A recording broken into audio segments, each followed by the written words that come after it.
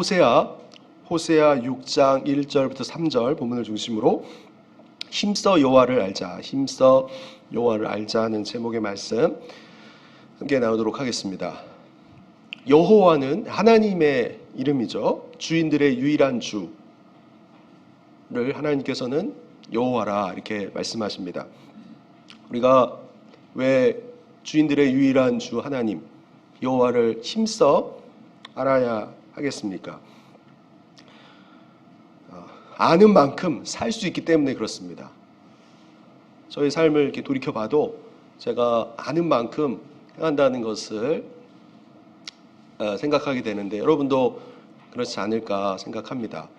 왜 우리가 힘써 여호와를 알아야 되는가? 모든 주인들의 유일한 주 하나님을 알아야 되는가? 하나님을 알 만큼 우리는 그만큼 살아갈 수 있고 그만큼 우리의 삶이 변화될 수 있기 때문에 그렇습니다. 하나님을 안다면 하나님을 기뻐하지 않을 수 없고 하나님을 사모하지 않을 수 없으며 하나님의 말씀에 순종하지 않을 수 없을 것입니다. 그렇게 될 때 이러한 하나님의 지식이 이 땅에서도 우리를 형통하게 할 것이고 죽어서도 영원한 상급이 주어지게 될 것이죠. 우리가 여호와를 힘써 알아야 하는 이유는 아는 만큼 살 수 있기 때문입니다. 청소년들, 사춘기 아이들이 선생님이나 부모님의 말씀을 안 듣는 이유가 무엇이겠습니까?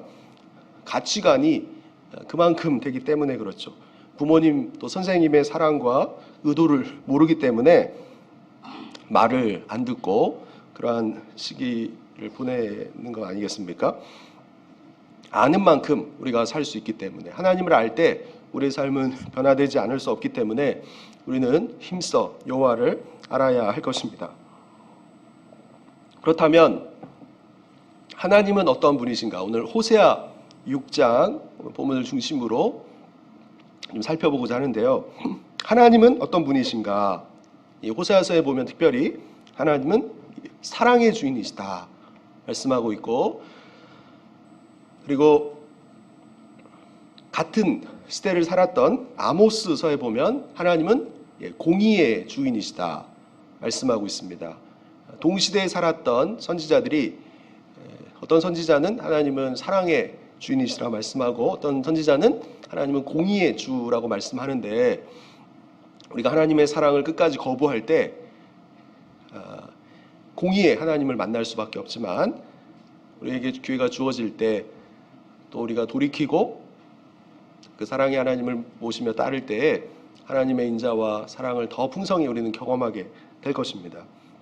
하나님은 첫 번째로 이 사랑과 공의의 주이신데 우리가 이 하나님을 알아야 할 것입니다. 호세아서는 영적으로 하나님을 떠난 음녀 이스라엘을 향한 하나님의 그 일방적인 사랑과 신실하심을 보여주고 있습니다. 호세아서 3장 1절부터 3절을 보면 하나님께서 이렇게 말씀하세요. 호세아에게 이스라엘 자손이 다른 신을 섬기고 건포도 과자를 즐길지라도 여호와가 그들을 사랑한다.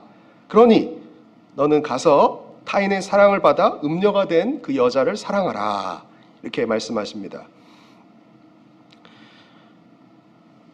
하나님께서 이스라엘 백성들을 사랑하신다는 것을 호세아를 통해서 어떻게 보이셨는가? 타인의 사랑을 받아 음녀가 된 아내를 사랑하라. 다시 데려와라.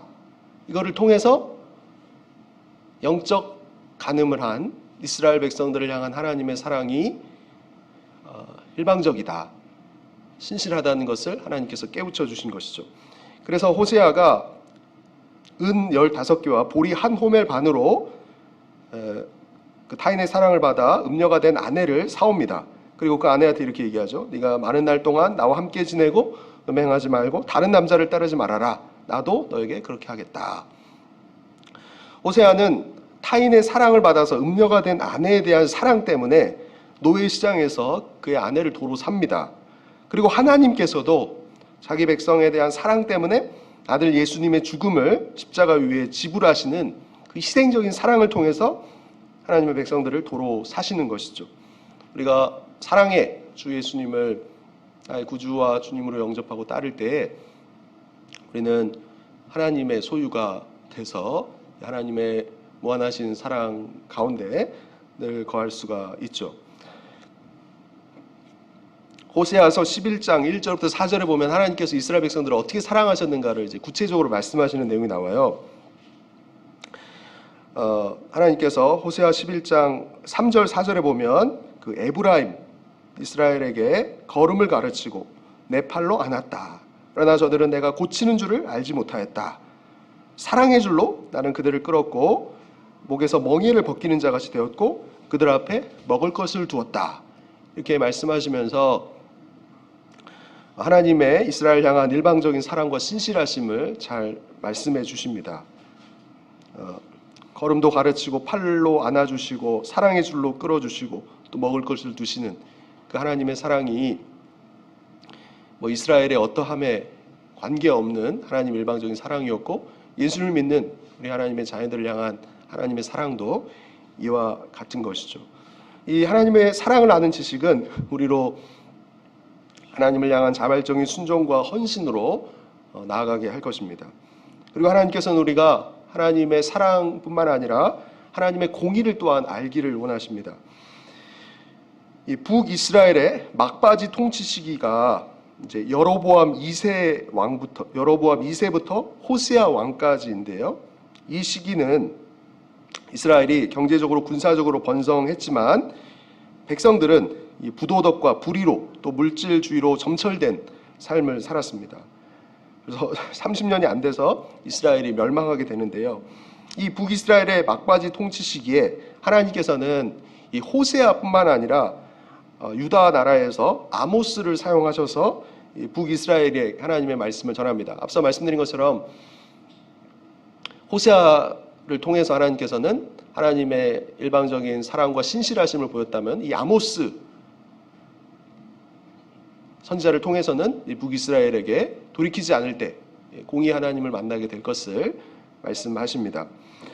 아모스서는 하나님은 은혜롭고 오래 참으시는 분이시지만 그분의 정의와 공의는 죄가 심판되지 않고 묵인되는 것을 결코 용납하지 않으신다는 사실을 알려주고 있습니다. 그래서 아모스 5장 24절에 보면 오직 정의를 물같이 공의를 마르지 않은 강같이 흐르게 할지어다 말씀합니다. 그리고 아모스 2장 6절부터 8절에 보면 북이스라엘의 이제 멸망 직전에 이스라엘 백성들이 어떤 불의를 행했는가를 하나님께서 구체적으로 말씀을 하세요. 그들이 은을 받고 의인을 팔고 신 한 컬레를 받고 가난한 자를 팔며 힘없는 자의 머리를 티끌 먼지 속에 밟고 또 연약한 자의 길을 굽게 하고 아버지와 아들이 한 젊은 여인에게 다녀서 내 거룩한 이름을 더럽히며 제단 옆에 전당 답은 옷 위에 누우며 그들의 신전에서 벌금으로 얻은 포도주를 마십니다. 이렇게 말씀하고 있습니다. 의인을 팔고 가난한 자를 팔았다. 또 힘없는 자의 머리를 밟고 연약한 자의 귀를 굽게 하고 전당 잡은 옷 위에 누웠다. 이제 당시에 이스라엘 백성들은 외투를 이제 밤에 덮는 이불로 사용했는데 돈을 빌려간 사람의 외투를 돌려주지 않아서 추위에 떨게 하는 이 잔인한 일을 행했던 죄악들을 하나님께서 말씀하십니다. 저들이 하나님 앞에 돌이키지 않을 때 하나님께서는 이 공의의 하나님을 만나게 될 것을 경고하셨고 결국 30년이 이 아모스가 말씀을 전한 지 30년이 채 되기 전에 북이스라엘은 아수르에 의해서 멸망하게 됩니다. 그래서 하나님은 어떠한 분이신가? 하나님은 사랑의 하나님이시죠. 그 하나님을 안다면 우리의 삶은 다시 한번 하나님을 기뻐하지 않을 수 없고 하나님을 사모하지 않을 수 없고 하나님의 말씀에 즐겨 순종하지 않을 수 없을 것입니다. 그리고 하나님은 사랑의 하나님이실 뿐만 아니라 또 공의의 하나님이시죠. 이 공의의 하나님을 아는 지식은 우리로 하나님을 경외하게 하고 악에서 떠나게 해서 회복과 형통의 삶으로 이렇게 반드시 나아가게 하는 것이죠. 그래서 여러분은 하나님을 어떻게 알고 계십니까? 사랑의 하나님, 또 공의 하나님을 우리가 바로 알아서 우리가 자발적으로 기쁨으로 하나님의 뜻을 따르고 또 악에서 떠나고 돌이킴으로 인해서 또 주님 안에서 형통한 삶으로 더 나아가는 우리 모두가 될 수 있기를 바랍니다. 그리고 두 번째, 하나님께서는 결국 우리가 하나님과 친밀한 교제 가운데 살기를 원하시는 분이십니다. 하나님은 사랑과 공의 하나님이실 뿐만 아니라 우리에게 원하시는 것이 무엇인가? 오늘 호세아 6장 3절에 보면 여호와를 힘써 알라, 여호와를 힘써 알자라고 얘기하는데, 하나님은 결국 우리가 하나님과의 친밀한 교제를 누리기를 원하시고, 또 그러지 않았을 때 빨리 돌이키기를 기뻐하시는 분이시라는 것이죠. 그래서 우리가 하나님과의 친밀한 교제를 계속 누릴 수 있어야 할 것입니다. 호세아 10장 12절에 보면 하나님께서 이렇게 말씀하십니다. 너희가 자기를 위하여 공의를 심고 인애를 거두라. 너희 묵은 땅을 기경하라. 지금 이곳 여호와를 찾을 때니 마침내 여호와께서 오사 공의를 비처럼 너희에게 내리시리라 말씀합니다. 묵은 땅, 마음의 묵은 땅을 기경해서 하나님을 찾으라는 것이죠. 하나님을 찾고 돌이킬 때, 하나님과의 친밀한 교제를 누리게 될 때 하나님께서 임하셔서 우리에게 회복의 은총을 더하시리라, 이런 약속입니다. 그리고 호세아서는 하나님이 아닌 다른 것에서 영혼의 만족을 찾으려 한 모든 소망을 포기하기를 원하시는 것이 하나님의 마음임을 알려주고 있습니다. 하나님 외에 다른 것으로 우리의 영혼의 만족을 찾으려고 하는 소망을 포기하라는 것이죠. 이것이 하나님께로 돌아가는 방법입니다. 이 호세아서 뿐만 아니라 요엘서에도 보면 우리가 하나님께로 돌아가서 하나님과의 친밀한 교제를 나누기를 하나님께서 기뻐하신다는 내용이 나옵니다. 요엘서 2장 12절부터 13절에 보면 이제라도 금식하고 울며 애통하고 마음을 다하여 내게로 돌아오라. 너희는 옷을 찢지 말고 마음을 찢고 너희 하나님께로 돌아오라. 그는 은혜로우시며 자비로우시며 노하기를 더디하시며 인애가 크시사 뜻을 돌이켜 재앙을 내리지 아니하시리니. 제가 여러 차례 말씀드리죠. 이런 구절들은 마음 이렇게 암송하고 있으면 우리에게 굉장한 큰 힘과 은혜가 될 것입니다. 하나님께로 마음을 찢고 돌아오면 하나님은 어떻게 자신을 계시하십니까? 은혜롭고 자비롭고 노하기를 더디하시며 인애가 크셔서 재앙을 내리지 아니하는 하나님으로 자신을 나타낼 것을 약속하시는 것이죠. 우리가 늘 하나님과의 친밀한 교제 가운데 있으면 좋지만 그렇지 않을 때마다 마음을 찢고 우리의 묵은 땅을 기경하면서 하나님 앞에 돌아오기만 하면 하나님은 은혜롭고 자비롭고 또 뜻을 돌이켜 재앙을 내리지 아니하실 것입니다. 아모스서 5장 4절 6절에도 이제 비슷한 말씀을 하고 있는데 하나님께서 이스라엘에게 말씀하십니다. 나를 찾으라 그리하면 살 것이다. 다시 한번 저를 한번 따라해 보겠습니다. 여호와를 찾으라 그리하면 살리라.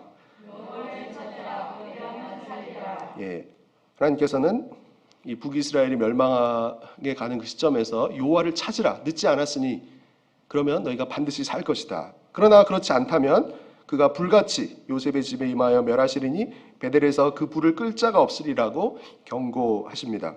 결국 하나님께서 원하시는 뜻은 무엇인가? 하나님과의 깊은 관계 속에서 우리가 교제하는 것, 이것을 하나님께서 원하신다는 것이죠. 하나님께서는 우리가 하나님과 깊고 밀접한 관계로 들어오기를 원하십니다.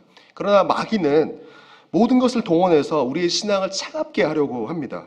하나님께서는 뜨거움을 원하시고 마귀는 미지근한 것을 원하죠. 그렇다면 이 시간 우리의 영혼의 상태는 어떠합니까? 우리는 하나님과의 좋은 관계를 회복하고 또 유지하며 또 다른 이도 하나님과의 관계를 회복하도록 애써야 할 것입니다. 하나님과의 관계를 소홀히 하면서까지 이 땅에서 해야 할 일은 없습니다. 우리의 생 자체가 말씀과 기도 또 하나님과의 교제 속에서 어떤 것들이 이루어져야 하는 것이죠. 하나님과의 관계가 별로 좋지 않은데 이 땅에 더 힘쓸 일이 무엇이 있겠습니까? 하나님과의 관계를 우선하고 잘하는 것이 가장 중요하죠. 그런데 문제는 하나님과의 관계를 소홀히 한 채 이 땅에 주어진 일들만 우선시하며 살아가는 이들이 교인이라 할지라도 적지 않는다는 데 문제가 있는 거 아니겠습니까? 마귀는 하나님과의 관계가 깊지 않고 또 신앙생활을 열심히 못하게 합니다. 마귀는 예수님을 아예 못 믿게 하지는 못하죠. 그 출애굽기에 보면 바로가 이 모세에게 이렇게 얘기를 합니다.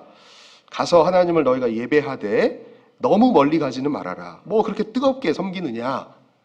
이것이 바로를 통한 이게 마귀의 음성이라고 할 수 있죠. 우리가 열심으로 또 정성과 목숨을 다해서 힘을 다해서 하나님을 섬기고 있지 않다면 정신을 차려야 합니다. 그렇게 산다면 인생이 망한 것이라고 할 수 있죠. 돈을 잃어서 망한 것이 아니라 하나님과의 관계가 원만하지 않고 뜨겁지 않은 것이 망한 모습입니다. 그러므로 우리는 무슨 수를 써서라도 하나님과의 관계에 목숨을 걸고 마귀의 소나기에서 속히 빠져나와야 하죠. 늦게 나올수록 우리는 손해일 것입니다. 하나님과의 좋은 관계에서 우리의 삶이 시작되는데 이 출발점부터 시작이 안 돼 있는 사람들이 많습니다. 차츰 신앙생활을 앞으로 열심히 하겠습니다. 이러한 생은 허망하고 전적으로 텅 비어 있는 것에 불과하죠. 우리가 직장생활을 하고 또 가정일도 하고 공부도 하고 또 자녀도 키우고 바쁘지만 하나님과의 좋은 관계에 있지 않다면 하나님 보시기에 쓸모없고 또 아무런 열매가 없는 모습입니다. 예수님께서도 너희가 나를 떠나서는 아무것도 할 수 없다 이렇게 말씀하지 않습니까? 하나님과의 친밀한 교제가 없는 삶은 전적으로 쓸모없는 삶이라는 예수님의 말씀이죠. 우리가 친구 관계를 잘 맺고 또 가정에서 잘한다 해도 하나님 보실 때 하나님과의 친밀한 관계에 온전히 있지 못하다면 빨리 돌아와야 할 것입니다. 처럼 하나님께서는 하나님과의 그 교제를 친밀한 밀접한 교제를 우리 가운데 이루기를 원하십니다. 우리의 모습이 하나님과 친밀히 교제하고 동행하는 모습인지 시간 살펴보고 그렇지 않다면 우리가 예배를 통해서 다시 한번 예수님의 보혈을 통해서 온전히 하나님께 나아가 하나님께서 더욱 함께 하시는 하나님께서 원하시는 또 우리 삶 속에 더 풍요로운 삶이 될 수 있기를 이름으로 축원드립니다. 그런데 이 하나님과의 관계를 무너뜨리는 몇 가지 원인들이 있습니다. 하나님과의 관계를 무너뜨리는 것은 첫 번째로 불신자들 가운데에는 어둠이죠. 두 번째는 모태신앙인이 이제 부모님의 통제를 벗어날 때 그 이후에 대학을 간다든가 해서 헤매는 경우가 있습니다. 부모님의 어떤 통제 하에서 신앙생활을 했는데 자신에게 자유가 주어질 때 신앙을 떠나는 경우가 있죠. 그리고 세 번째, 직장 생활을 하시는 분들 경우에 야근을 한다든지 아니면 세상 재미에 푹 빠져 있어서 이러한 요인들 때문에 하나님과의 그 친밀한 관계가 방해받을 수 있습니다. 주어진 일들을 우리가 해야 하지만 하나님과의 관계를 소홀히 한 채 그 일들에만 집중하는 것은 마귀가 사용하는 강력한 무기라고 할 수 있습니다. 내가 주어진 일들을 해야 하기 때문에 성경을 보거나 기도하지 못한다면 그래서 영적으로 또 하나님과의 관계가 바르지 못하고 영향이 공급되지 못하다면 우리는 심각한 위기에 빠져 있는 것이죠. 내가 가장으로서 가족을 책임져야 하고 또 야근도 해야 하지만 이 성경을 보거나 기도 생활을 하지 않으면 신앙이 떨어질 수밖에 없습니다. 말씀을 안 보고 기도 생활을 안 하면 누구나 다 신앙이 떨어질 수밖에 없는 것이죠. 주어진 일들을 감당하느라 또 경건 생활을 소홀히 할 때 우리는 하나님과의 관계가 무너질 수밖에 없고 더 많은 것을 잃게 될 것입니다. 또는 또 세상 사는 재미에 푹 빠져 있는다든지 또 빨간 날만 되면 여행을 간다든지 그거 자체가 나쁜 것은 아니고 우리에게 심히 필요하지만 이 세상 사는 재미에 푹 빠져 있을 때 우리는 하나님과의 관계가 소홀히 될 수 있고 또 그로 인해서 많은 어려움을 겪게 될 것입니다. 하나님과의 관계를 무너뜨린 네 번째 원인은 불신자와 결혼해서 큰 타격을 입는 경우입니다. 신앙을 아예 저버리는 경우도 주변에서 보지 않습니까? 그리고 이제 하나님과의 교제가 막히게 되는 또 한 가지 원인은 잘 나가다가 어려움을 겪게 되는 것이죠. 뭐 교통사고를 당한다든지 불치병이 걸린다든지 또 누군가로부터 상처를 받은 경우에 이러한 어려움들 때문에 또 하나님과의 관계가 소홀히 될 수 있습니다. 마지막으로 뭐 교회 뭐 장로나 성도들 또 목회자 때문에 실족해서도 하나님과의 관계가 멀어질 수 있죠.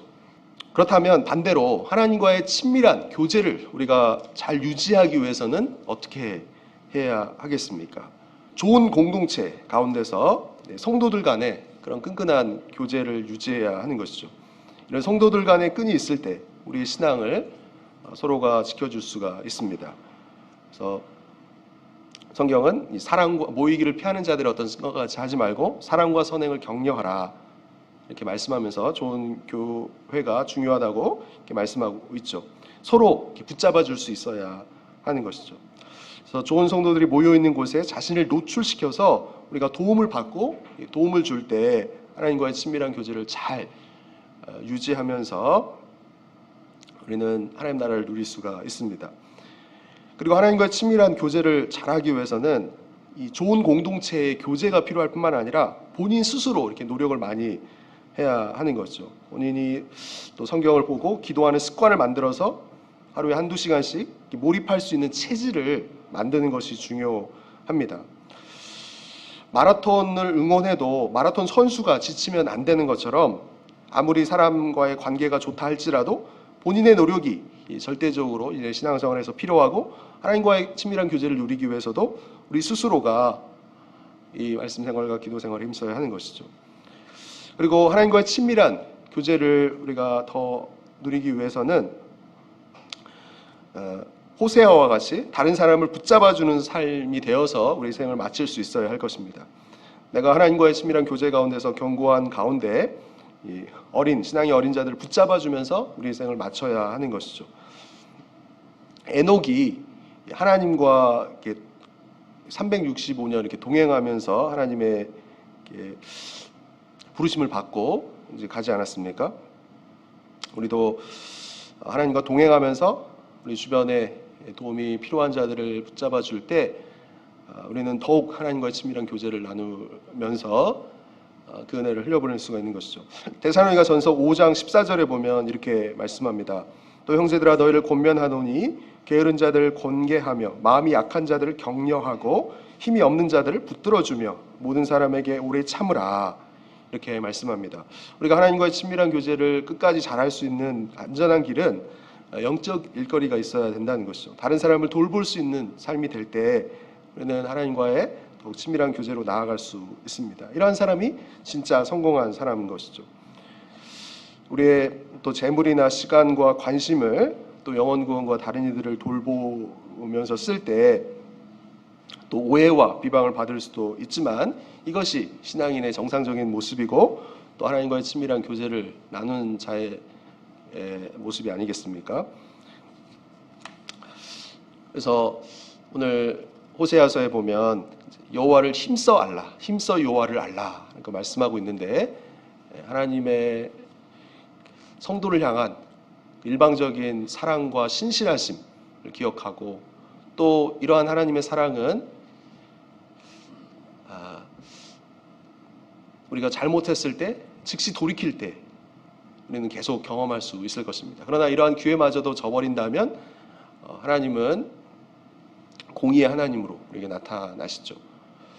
이 하나님을 이렇게 알아야 할 것이고 또 무엇보다 하나님과의 친밀한 교제를 우리가 잘 유지하는 것 하나님께서 그것을 원하십니다.